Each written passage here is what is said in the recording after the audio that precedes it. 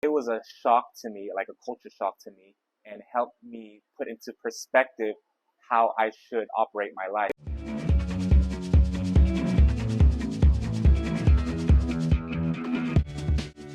This episode is brought to you by Auto Detail Nation. Get ceramic protection up to 7 years available. Never wax again. Reject dirt, Dust. UV light. Water. Carson, California.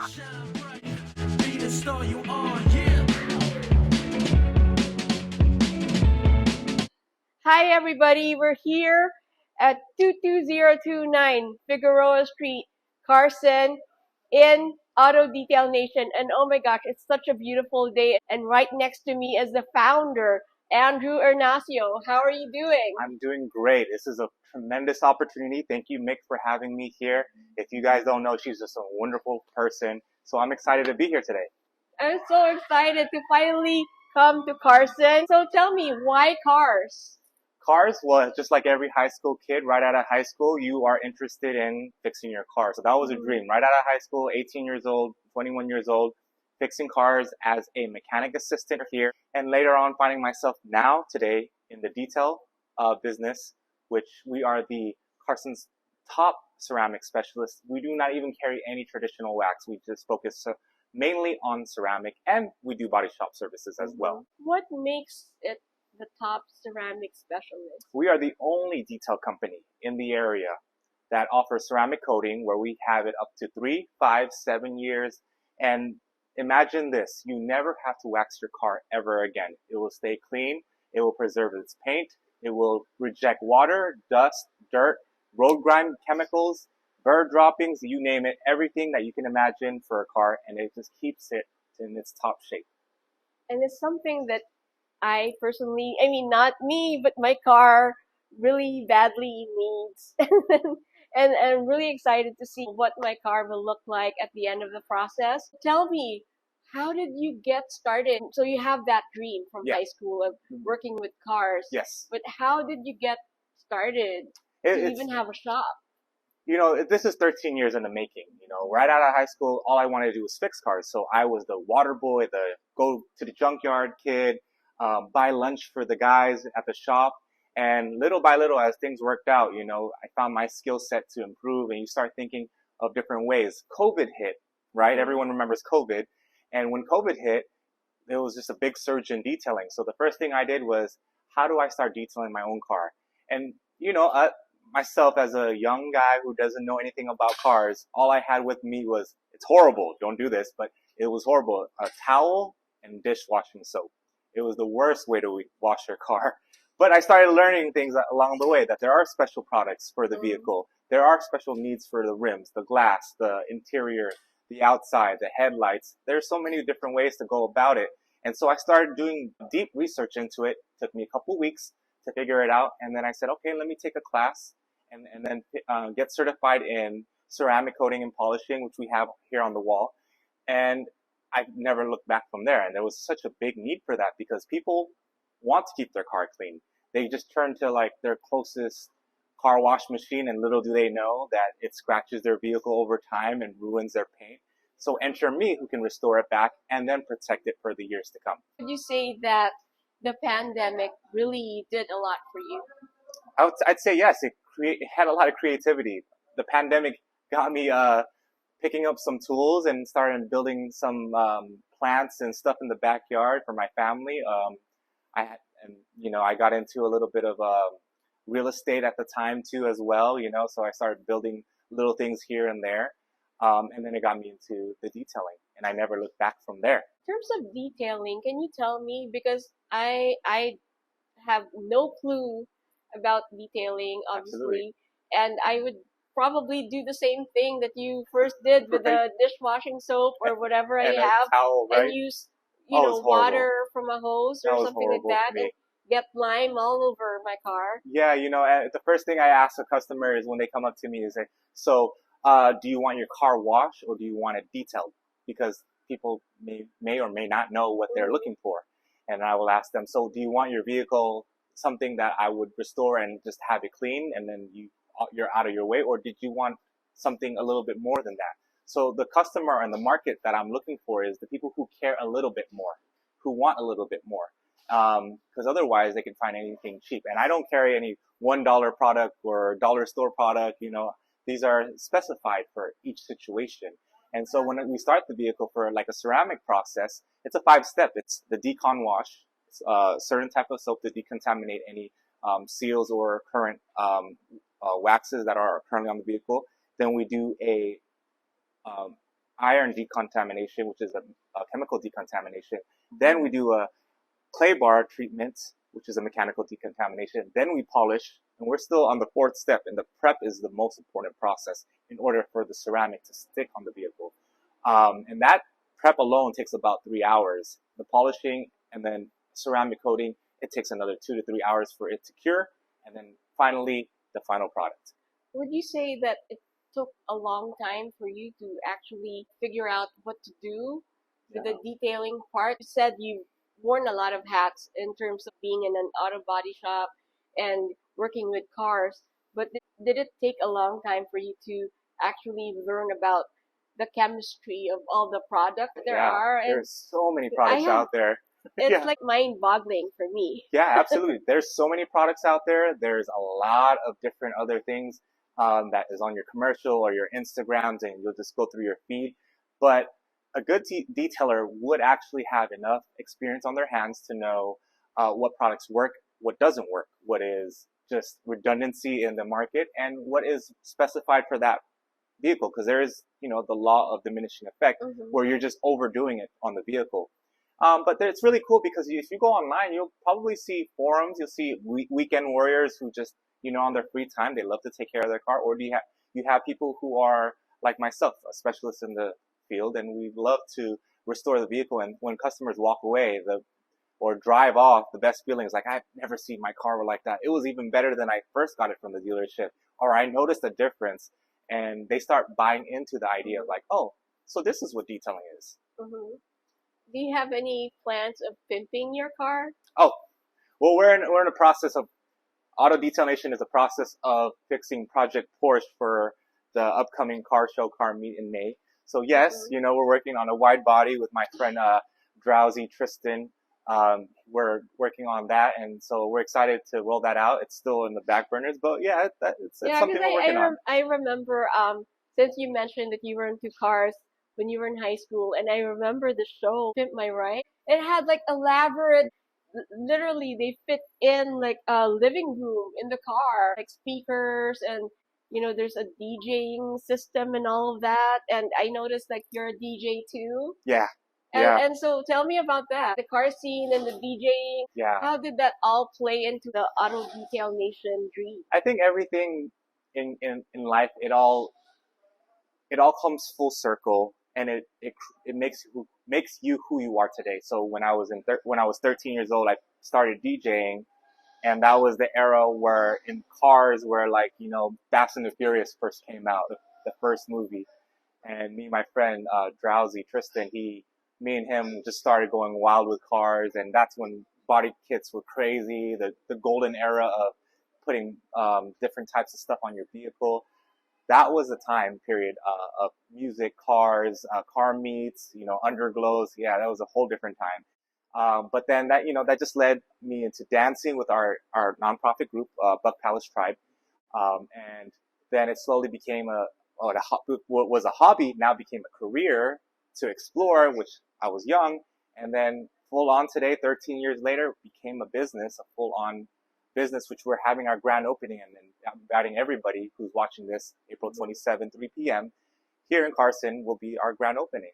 We'll have live performances, DJ, we'll have a couple models, we'll have community leaders here, we'll have city officials come over for the ribbon cutting. It's such an exciting time because the tables have turned from being the youngest guy in the room, just grabbing lunch for everyone, to now having their own space for detailing and their own front shop. Would you say those were all your hobbies and passions, and now you're finally turning them into full-on legitimate businesses? Yes, and we're so proud of it because when I think about the Filipino American community, I can't really think off the top of the hand like how many Filipinos that are in the automotive industry. or a detailer or in the body shop industry. So I'm very proud to do that. I mean, my family, mainly as like everybody else, nurse, right? So I didn't want to take that route. I was always completely business minded because when I saw business owners, I always thought to myself, why are they more happier? Why do they have more free time? Why? And I would gravitated to that. And I wanted to start to observe why do they have that lifestyle and how do they operate? And one day I aspire to be like that. And so now being part of Filipino American Chamber of Commerce, South Bay, Los Angeles area, they have been such a overwhelming support system for myself and helping me understand all the resources and the community around me, how to develop and become a better business owner, a better person. And when you're surrounded like-minded people, it just helps you elevate. You mentioned a lot of your family are nurses or into the medical field. Was there any kind of hesitation or any kind of negative comments or responses from your parents or from your family? Yeah, it's in my face every day. That's like a chip on my shoulder to prove to them that if you have a desire and a dream to become somebody, you have to go against the tide. And obviously, my auntie is the eldest in the family, and she was a phenomenal example as a nurse. And she actually she had funded all our family members to go to school, including my mother as a nurse. So everyone it's all about becoming a nurse or having a bachelor degree or a master degree or so on and so forth. Because during their time, in poverty level, I mean, the only way to get out of poverty was education. And when you come to the States, you start realizing you're just a middle class and you may not be able to climb out of middle class if you're just working a 9 to 5. And the only way of freedom is owning your own business. And so I wanted to show them, even though it takes sacrifice and time and blood, sweat, and tears, and all of this looks fancy. And when people come to the grand opening, they're going to say, oh, this is great and all, but they don't see the hours that is off the camera or behind the scenes or 2 to 3 in the morning or the blood, sweat, tears that nobody sees or the struggles or the time pressure. Nobody sees that. They see what's just in front of them right there and then. So I am proud to show my parents, hey, that this is part of me. This is who I am. This is what I've done. And this is a big stepping stone in our family because nobody else is doing business in our family. Going back to what you said earlier, especially in the Filipino community, especially in Filipino families, there's such thing as what we call utang na loob, right? Yeah. Oh, yeah. Do you kind of feel guilty because your family, your parents, and your aunt helped you, right? Helped your family. Did you feel like you owe them something? And did was there any kind of guilt feeling that you're not exactly doing what everyone else wants you to do? I mean, that yeah. plays a big part in the Filipino Right. family. When was the last time you've been to the Philippines, Nick? 2017.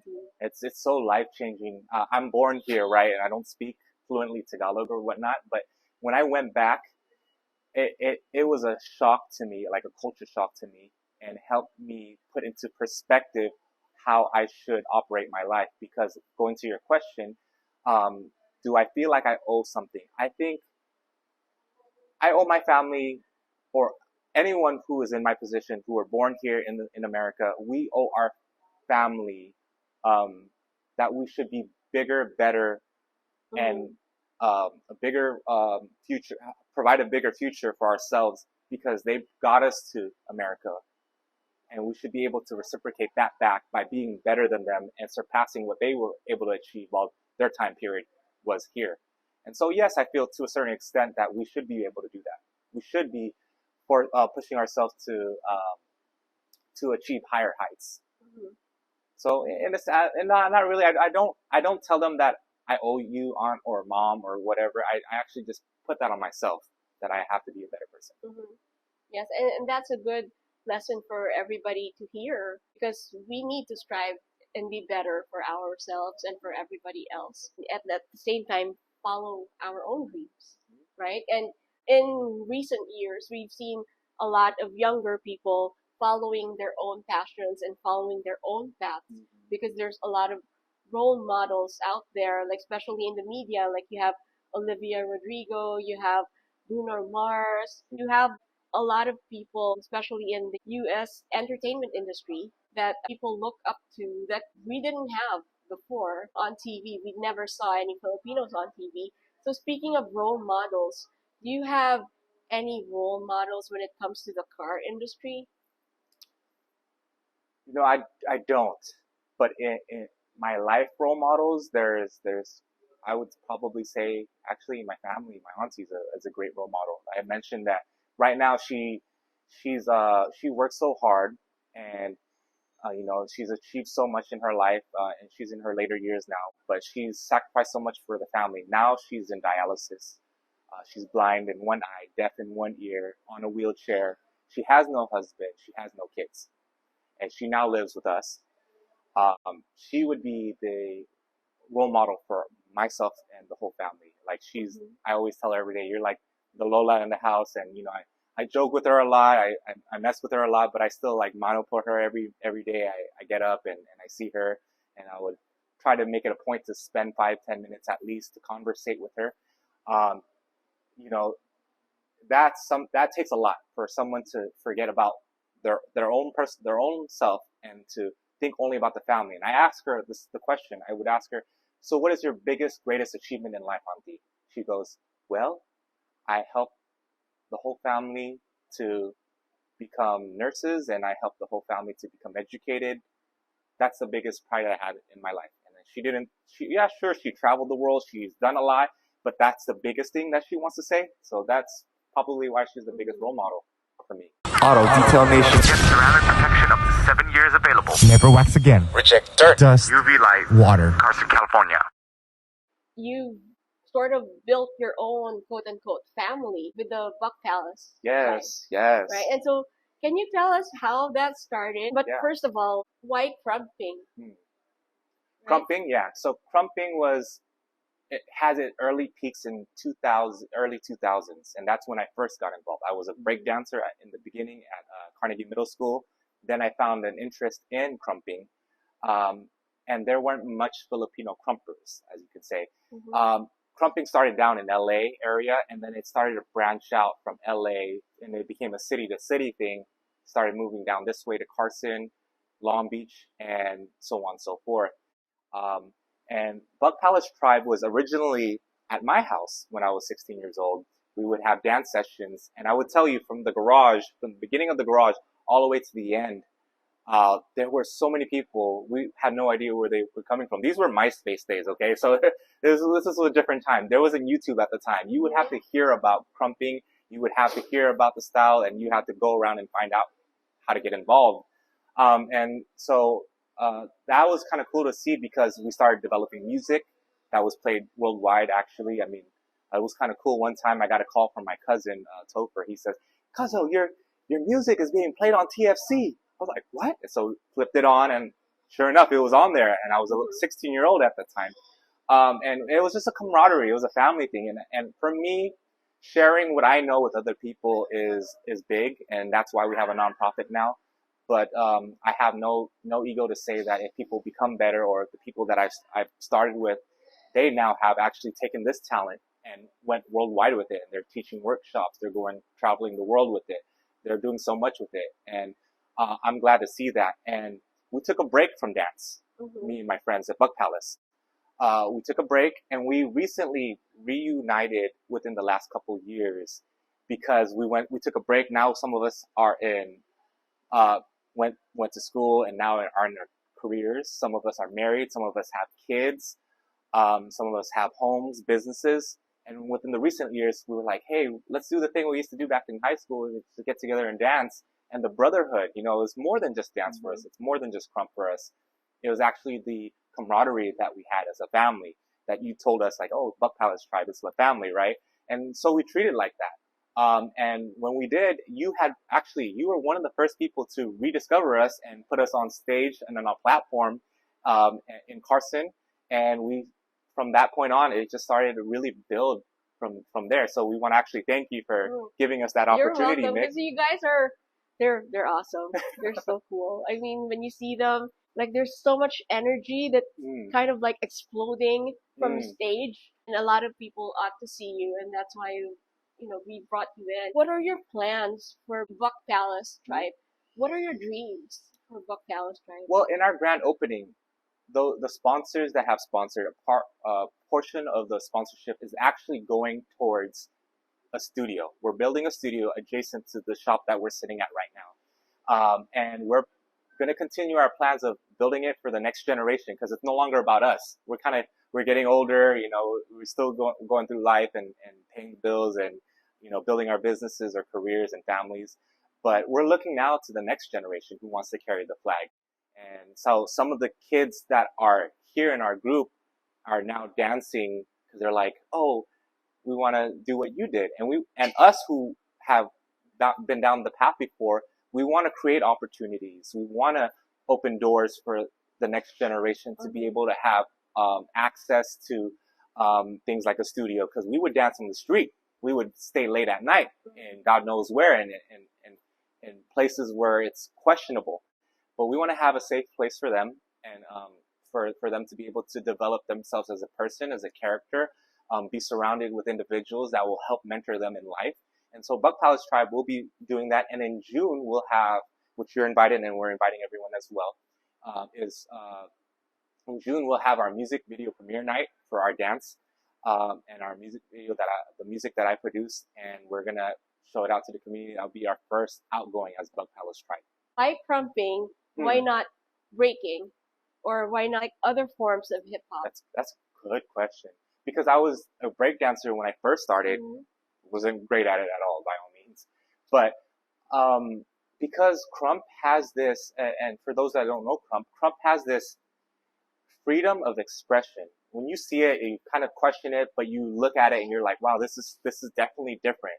It's a lot of energy. It's like a high aggression street kind of style. And it just, the limits of what dance is, I mean, there isn't really, because dance is subjective, crump is subjective, everything is subjective in terms of art. So when you see it, you're like, oh wow, there's like different areas where you can express yourself and there's no limit to it. And that's why I was drawn to crump, because it was new, it was different, it was about, like there's no stopping to what you can potentially do. And it's really about like the movement itself. You could just kind of do whatever you want. My analogy is in the modern dance world, you see them doing all these movements, but it's really up to them, to their feeling. They're dancing to the music in however way they want. But there is some choreo attached to, I mean, like subjectively, the person dancing is choreographing the movement, the entire dance. You mentioned something about taking classes and learning and offering classes to everyone else who wants to join the Buck Palace Tribe. Right. And so when you were younger, were you already a dancer at 5 years old? Were you taking classes? What were you doing when you were young? I wasn't classically trained in dance. There is, in Crump as well, there are workshops that you can learn the fundamentals and basics, but actually it's interesting because the way I would probably dance is going to be different for you as you develop your own dance, because everyone has their own innate rhythm and style that we can't tell everyone one cookie cutter, like everyone do this and copy 1 and 2 and 3 and 4. And it's not classically trained, but there is structure, like you mentioned, to it.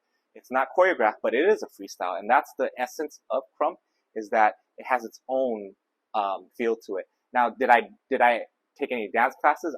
No, I think my first dance imitation would be, just like most people, was Michael Jackson, and I would be a little 8-year-old kid, which most people don't know about this, and family functions, and they say, "Go, Andrew, go dance." All right, oh so yeah, of course, play the everybody music. knows that. You know, and the Titos would get the dollar bills. Did you get a right? prize or gift or something for dancing? dancing? Yeah, they would always give me money. You know, that's how family is. You know, so that's what they remember me as. But that's how you earn your stripes, Yeah. right? I mean, like family-wise. Yeah. Like everyone will find, oh, Andrew can dance.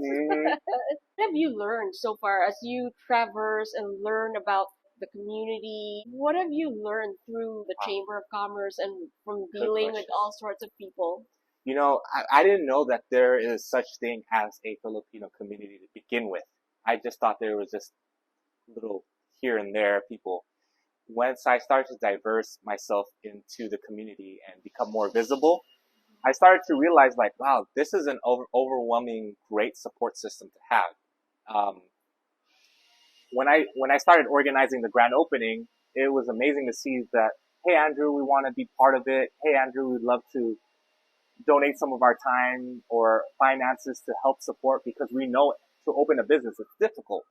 It takes money and funds. So it's been quite a journey learning how different facets of life and how you treat people matters, because ultimately it comes back to you and your business. And people want to affiliate with certain individuals. If you are good to people, you provide great customer service, they're going to start referring people, and the list goes on. But learning about this Filipino community, it's amazing. If you're not involved as an individual, you're looking to become a business owner, I would say, be around maybe FAXLA, like the Chamber of Commerce in your area. Learn the people, go to a couple of events, and then from there, I have structured the grand opening because of my development with FAXLA, with the Chamber of Commerce. And so I'm meeting a lot of people, even though we have meeting government officials who will be coming here, like Arlene Rojas, Councilwoman Arlene Rojas will be here. We requested Lula Davis, former mayor, current councilman Jim Deere. I would never think I would shake my hand with these individuals who are doing such great things for the city of Carson, but they're all like, I'll be there, Andrew. I can't wait for your grand opening. I said, oh, that's great. Thank you. Or Mike Gibson, acknowledging us as well. So it's just a good thing for a business owner or any person who wants to get involved in business to be involved in their community, or it's just a regular person just to support their local, bakery, or their local, hey, I'm making, desserts or something. They need to get involved, because us Filipinos, we got to stick together like rice. What goes with rice? Adobo, everything. Breakfast, morning, lunch, everything. Yeah. What's your favorite dish? I'm going with sisig. Oh yeah? Sisig is my favorite right now, yes. Why is that? It's, oh my goodness, the flavoring, the texture, the profile. So if you cook good sisig, let me know. I do know a lot of people who cook really good sisig. Maybe they and should there's come. like different kinds to of the events. sisig apparently. I'm going to try all of Yeah, them. if you cook sisig, hit us up. Auto Detail Nation. Get ceramic protection up to 7 years available. Never wax again. Reject dirt. Dust. UV light. Water. Carson, California. I'm just completely in awe. You've developed all of this. It took you a very, very, very long time. It's a small dream. It started as a small dream when you were, a kid. You just like cars. Yeah, right? I can't imagine this. I didn't mean to cut you off. It just, when you said that, I started off in COVID in my front yard, and now to see a shop built like this, it's crazy, because the flooring, the lighting, the walls, everything that you see around me, it was just all because of a thought out of nowhere that I want to start detailing. And so if there's somebody out there that has a thought to do something, just take the leap of faith and do it. And so since you're familiar with cars, what's your favorite car or dream car to have? What is my dream car? Right now, my dream car is my Porsche Boxster. Yeah, that's every time I look at it, it's the stress relief. Oh, really? Yeah, it's my trophy. It tells me like, hey, you've done something for yourself. Because I would never think a little, 18-year-old at the time, I'll just stick to my Honda Civic at the time, But it's kind of cool to see that you have a project, you're proud of it, it's catered to you. All I wanted was a convertible top, stick shift, manual car, black interior, and this car had it all. And it's older. I don't have to make payments on it, but it's a great value car to have. I know a lot of Asians, especially in the mid-90s to 2000s, they were fixing up their car. Almost all of the cars on the freeway were fixed up. Were you like one of those? Yeah. You lowered your car, lowered, took out the coils. loud, yeah, everything you can imagine. We did it.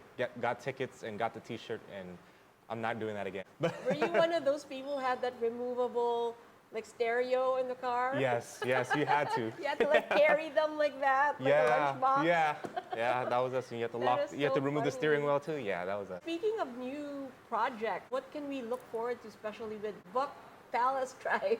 Well, the two things I would say, on Auto Detail Nation, there's going to be a huge exclusive sale discount for people who show up in person. So everyone knows I am very firm on my prices when it comes to ceramic coating, but in that day, there will be a new program that we're releasing, our VIP program, and we'll be releasing some ceramic coating deals that you have to be in person for that. And for Buck Palace Tribe, you will see on them appearing at the Auto Detail Nation grand opening are my god kids, or Drowsy, Lil Drowsy and Baby Drowsy, Micro Drowsy. They will be performing here and showing their face to the Carson community. But aside from that, June event, the music video premiere night, we'll be doing that as well.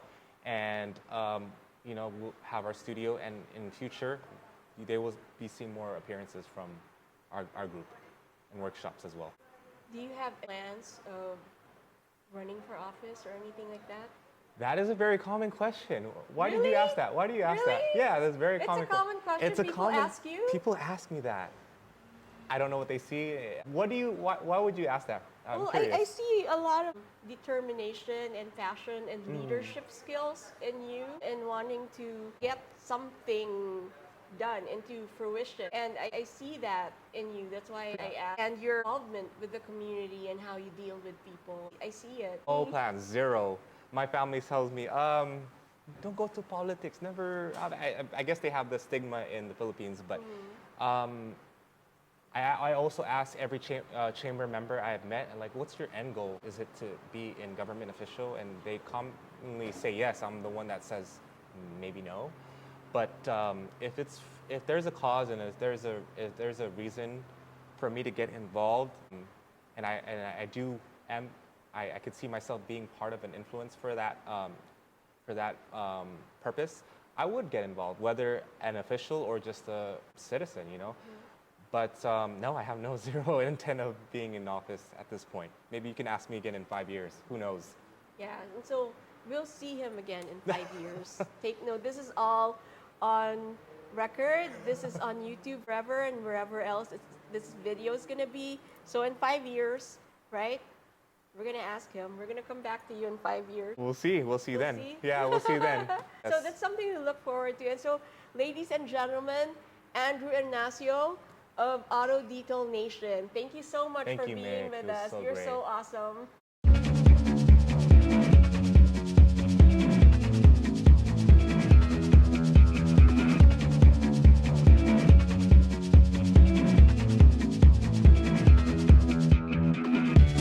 Time to shine, shine bright, be the star you are, yeah. Time to shine, shine bright, be the star you are, yeah.